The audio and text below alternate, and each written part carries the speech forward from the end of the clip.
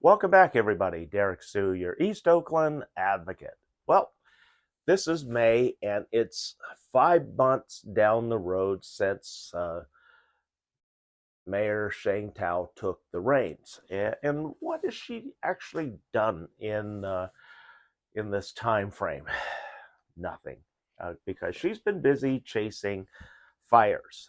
And once again, we have another mayor who can't think her way out of a bad situation.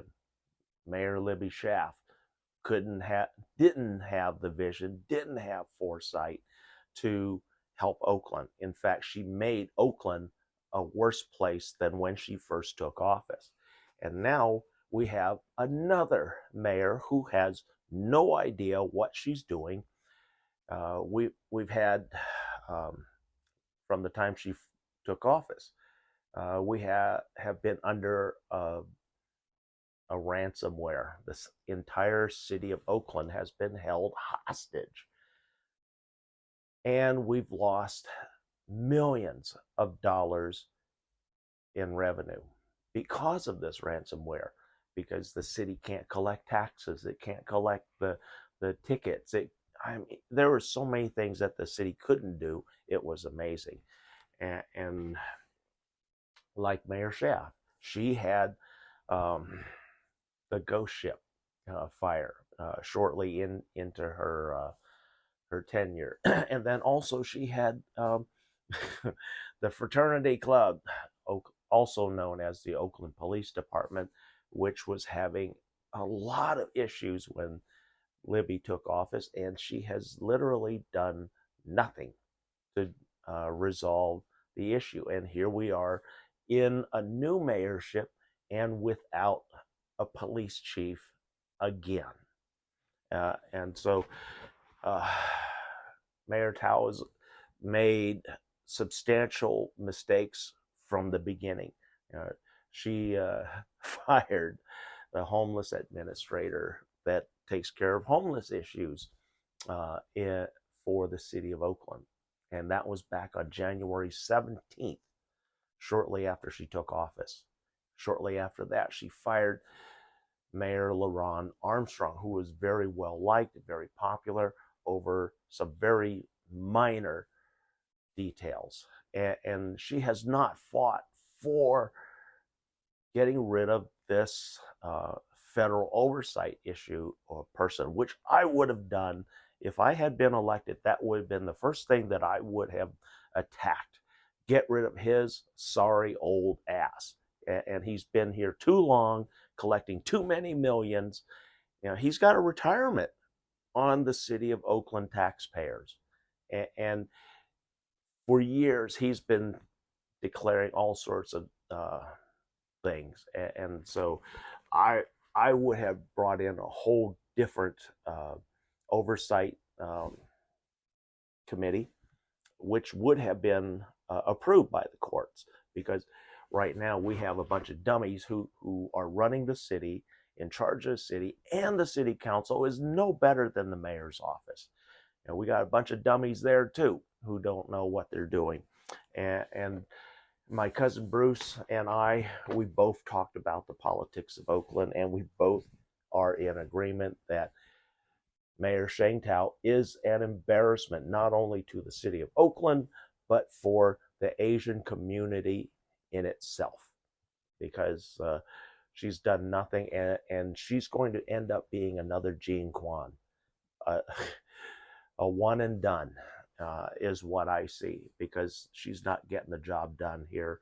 She's not getting ahead of the Oakland issues, and there are many. Let me talk about some of the major issues that Oakland is facing right now.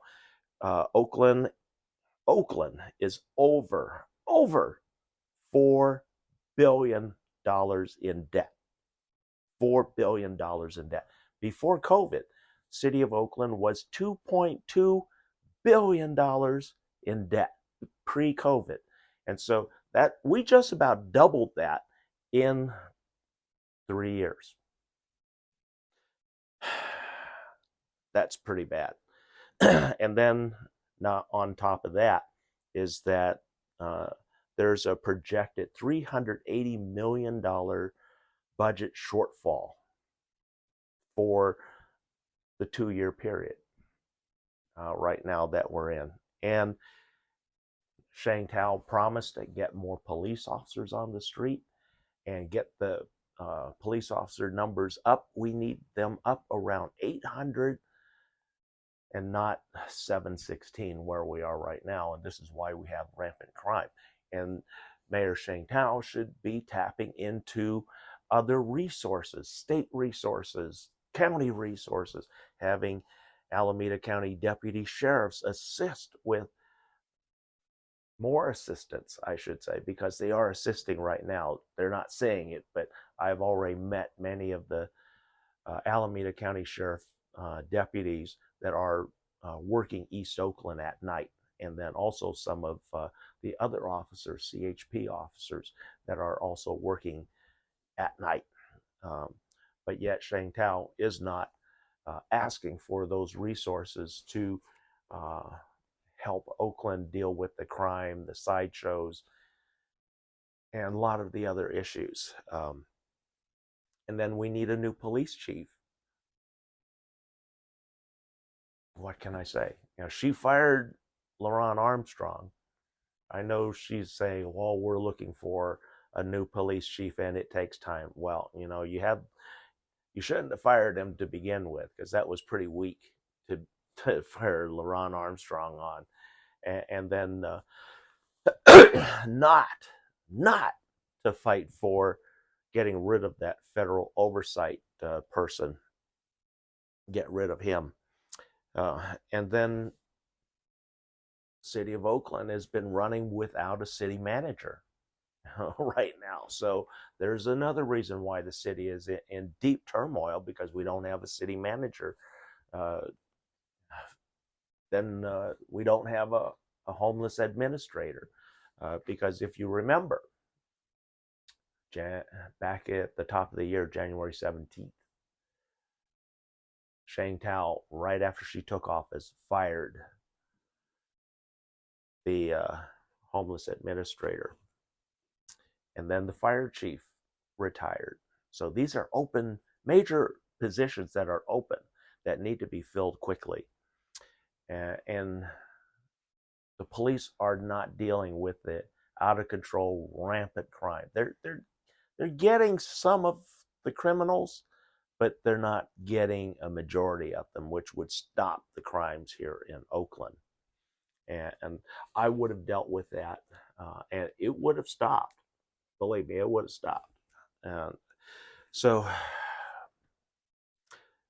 again, we have another elected official with no vision for the city of Oakland, of what the target is. And all through my campaign, I talked about, not cutting taxes and not raising taxes, but creating taxes from visitors, bringing back tourism to Oakland, fixing up the dilapidated buildings of Chinatown, and buying up those properties, rehabbing them, bring them up to a new standard, a new earthquake standard, and bringing new business into Oakland Chinatown, making it more of a tourist destination. Then also the city council and Sheng Tao are missing the boat on an offer that was presented to the city of Oakland last September, when United States Secretary of Transportation Pete Buttigieg visited city of Oakland here last September. And he's aware of the separation and the hate that goes on with the Highway 980 corridor through the downtown area. And I also hate the 980, but for a different reason. It affected my family. And that corridor where the 980 is now, a lot of people are saying it separates West Oakland from Oakland, and they're absolutely right, because it creates a divider from West Oakland, the poor of West Oakland, from accessing services, business, shopping, entertainment of the downtown area.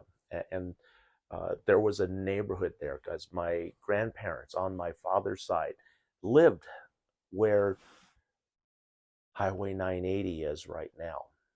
And I'm going to do a video and a historical recollection on that zone. And what I had been proposing, because Pete Buttigieg also said that his department would commit $900 million to uh, the restoration and construction of a solution for the 980. And I have been proposing this solution for since 2017, which is we build a deck over the top of 980. We keep 980. A lot of people are saying, no, we don't want 980. No, we're not going to do that. We're not going to go backwards. My family made a huge sacrifice, generational wealth sacrifice, and it would be an insult to do what they're talking about, which is closing down the 980 and making it a park. No, because now you've just insulted all of the 5,000 families that lived in that 2-mile corridor of one of Oakland's very first family neighborhoods. It was old. It was decrepit, and it even had old-fashioned gas lights. So yes, I know why they did it, because it was an old neighborhood and it needed a lot of work. And I also know why that 980 sits in a hole like it does. And the reason for that is because the government cheaped out on everything and didn't restore the land the way it should have been. But now we have an opportunity where the federal government can commit over $900 million to this project. We can also bring in BART, Caltrain, and Caltrans on all of this and create an upper deck, which would then restore those original neighborhoods, literally restore those neighborhoods. And back then, the homes were pretty good size. They were Edwardian, Victorian style homes. They had a fair size lots on them. They were about maybe quarter acre at best, or about 4,000, 5,000 square feet of real estate. And so we're talking about reestablishing those, putting parks, possibly even a downtown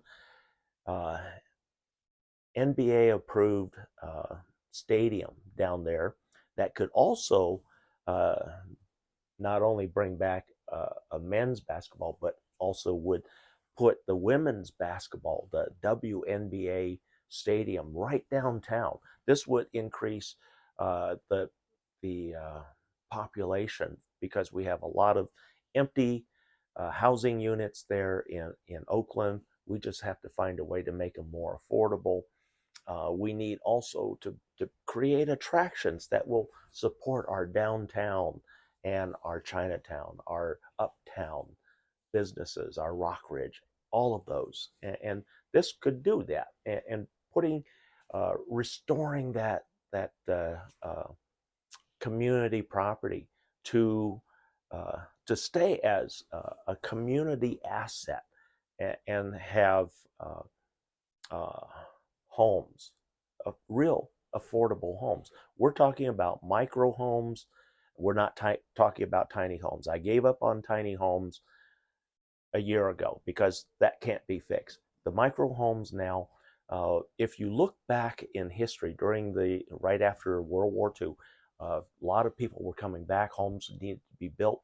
A small entry-level home was 800 square feet typically. And so that law still exists here in the Bay Area.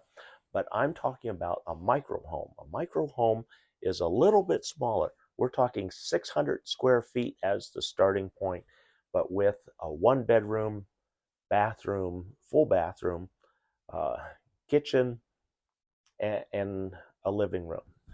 but these are self-sufficient. These are going to be updated with new technology so that they don't have to be tied to PG&E.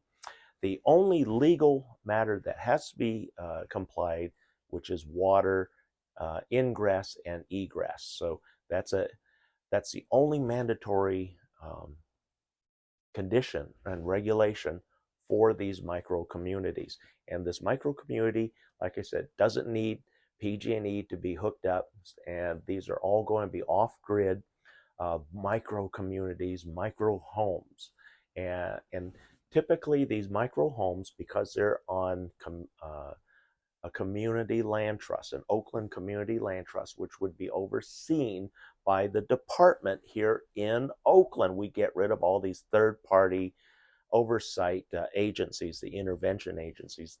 They've proven themselves unworthy. They don't work, and they're very detrimental and traumatic to those that enter those programs. And so we want to get rid of those. We bring back the housing to the city of Oakland. We already have a place for it because Oakland has a housing assistance center downtown. And so we're just going to put people back in there who are trained properly and know what to do and know about real housing here in Oakland, because Oakland, we're going to put those housing units back in. And since they're going to be smaller than what they were previously, we can fit many more. In fact, we can do all 26,000 micro homes in micro communities in that 2-mile corridor. So that's one of the projects that I'm talking about. And it won't cost the city and the taxpayers much money.